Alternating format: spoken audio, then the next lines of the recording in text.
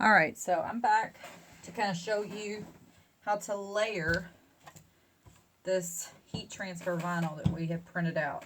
So I have ironed the shirt flat so that there are any wrinkles. I have my iron set on cotton, the highest setting, and I'm just going to lay my pieces kind of where I want them.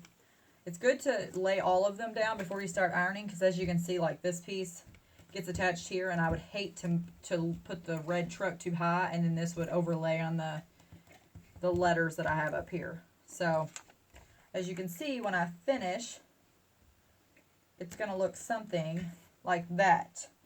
But in order to get the layers, because I have two different colors, I have to lay the bottom layer first. So the tires are going to sit on top of it. So I'm going to want to put the red truck down first. So I'm going to move these pieces. And luckily the transfer tape is kind of sticky. And so it sits really well on the fabric. So I am just putting this iron on its hottest setting and holding it for like 20 seconds each spot.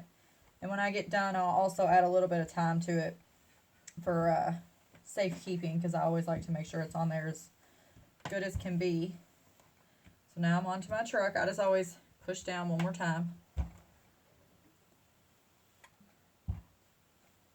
And anytime I do like really small fonts, especially, I like go over it with kind of the tip. You don't want to push down, like straight down with the tip, because it could actually scuff up the heat transfer vinyl. But like this little dot on the exclamation point, I would just kind of push down a little more in that exact spot. And the corners. The corners are especially difficult to get down, because you'll notice when you start to peel up the tape, heat transfer tape, that sometimes the corners won't want to come. And luckily this is a cotton shirt, so it should be pretty good, because this stuff tends to stick pretty well to cotton.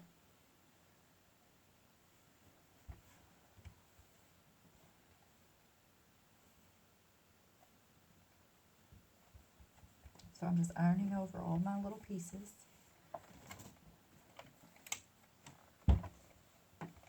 And you want to make sure that you leave the heat transfer tape down, because you cannot iron directly on these decals. It will melt the decals. So if you lift up this and then put the iron on that red part, it will actually melt it, and then your design will be ruined. You'll have to start over. So you want to leave that heat transfer tape down,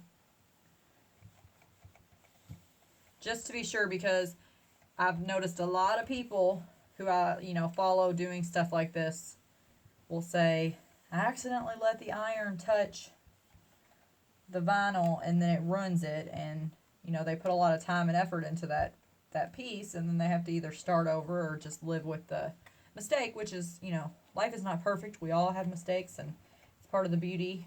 So if you choose to have a little bit of mistakes here and there, then have at it, because that's part of life. All right, I'm just going to leave the heat transfer tape on the words, but I'm going to remove this tape because I have to layer the tires. And as you can see, I'm just peeling kind of slow, because I don't want any pieces to have not gotten a good iron on and then it rip it off before I got a chance to fix it. So as you can see, it's real nice and smooth right there. What I'm going to do is take my tires and I'm going to position them where I want them. Okay? And if it's the same color and it doesn't overlap, then I'm going to go ahead and do this piece. And I'll have to lift this piece right here because it does overlap there. As you can see, I just laid the old transfer tape over top of it. Okay? And this little piece right here, this exposed, I'm just going to lay my transfer tape back over it, just to be safe, because I don't want a little sliver to be exposed and then me accidentally run over that truck. So I put my old heat transfer tape back over it, and I'm just going to start ironing again. My little door handle. Now, the best thing for me about heat transfer vinyl as opposed to 631 or 651 is that when you layer it, it gets so smooth and flawless, the lines do. You don't have to worry about, like, when you layer 631 or 651, you can see where the lines overlap sometimes, and even as precise as you want to be with certain things, it just doesn't always work that way. So I love that it gets so smooth and crisp, because we all love smooth and crisp lines when it comes to our crafts. All right, so I'm going to peel off this top piece that I laid as my safeguard, and I'm going to peel my tires off.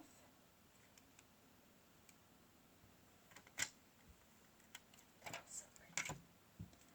And I'm going to peel. And as the pieces cool off, it will feel like it's getting harder to tear off. And I personally prefer to peel when the material is hot for that reason, because I feel like it comes off without worrying about a mistake. And so in that situation, like, once it's cooled off, you can always go back over it. Just beware of touching the other iron on. But you can peel it off cold. It is safe to do that. This kind of heat transfer vinyl is safe to do that. And so as you can see, I have layered my shirt with 2 different colors, and it is just as smooth as can be. Thanks for watching.